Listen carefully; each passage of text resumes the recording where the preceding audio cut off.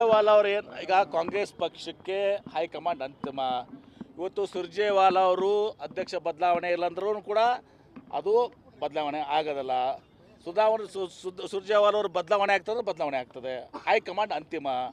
ನಾವೆಲ್ಲರೂ ಅದೇ ಹೇಳ್ತಾ ಇದ್ವಿ, ಅಧ್ಯಕ್ಷ ಬದಲಾವಣೆ ಇರ್ಬೋದು, ಮತ್ತೊಂದಿರ್ಬೋದು. ನಮ್ಮ ಕಾಂಗ್ರೆಸ್ ಪಕ್ಷದಲ್ಲಿ AICC ಅಧ್ಯಕ್ಷರು ಮಲ್ಲಿಕಾರ್ಜುನ್ ಖರ್ಗೆ ಅವರು, ಸೋನಿಯಾ ಗಾಂಧಿ ಅವರು, ರಾಹುಲ್ ಗಾಂಧಿ ಅವರು, ಸೆಂಟ್ರಲ್ ವರ್ಕಿಂಗ್ ಕಮಿಟಿ ಇದೆ, ಅದು ಫೈನಲ್. ಅವ್ರು ಏನೇ ತೀರ್ಮಾನ ತಗೊಳ್ಳಿ, ಅಧ್ಯಕ್ಷ ಮುಂದುವರ್ಸ್ಕೊಳ್ಳುವಂಥದ್ದು ಅಧಿಕಾರ ಇದೆ, ಅಧ್ಯಕ್ಷನ ಬದಲಾವಣೆ ಮಾಡುವಂಥದ್ದು, ಅದಕ್ಕೆ ಏನೇ ನಿರ್ಣಯ ತಗೊಳ್ಳಿ ಅದಕ್ಕೆ ಹೈಕಮಾಂಡ್ ಇವತ್ತು ಸಹ ನಮ್ಮಲ್ಲಿ ಇರುವಂಥದ್ದು.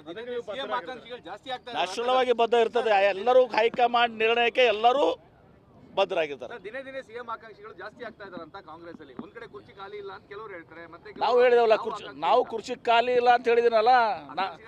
ನಾನೀಗ ನಾ ಆಕಾಂಕ್ಷೆ ಅಂತ ಎಲ್ಲ ಹೇಳಿದ್ದೀನಿ ನಾನು ನಿಮಗೆ. ಯಾರೂ ಕೂಡ ನೋಡಿ, ಕುರ್ಚಿ ಖಾಲಿ ಇಲ್ಲಾರ್ದಾಗ ಆಕಾಂಕ್ಷೆ ಆಗೋ ಪ್ರಶ್ನೆ ಬರೋದಲ್ಲ. ದಲಿತರ ಒಂದು ಸಭೆ ನಡೀತಾ ಇದೆ ಇವತ್ತು, ಸಭೆಗಳು ಜಾಸ್ತಿ ಆಗ್ತಾ ಇದೆಯಾ ಅಂತ.